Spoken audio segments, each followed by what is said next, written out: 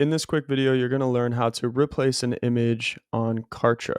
All right, so we are in Kartra building out a landing page. What you want to do is go ahead and hover over any image. In this case, we're going to hover over this logo.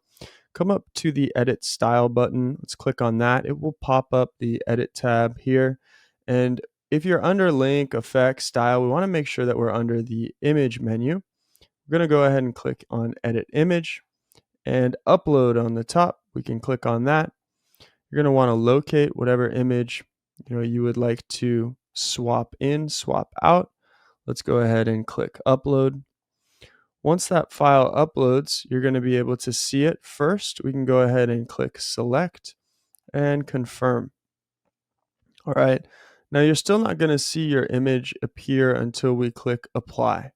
All right. Then you're going to be able to see your logo appear. You have the option to, blur your logo, click apply, see how that looks if you'd like to.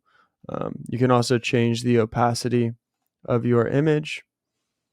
All right, and you can go ahead and style it if you'd like to. You can change the margins, of your image. You can add effects like it, fades in, for example.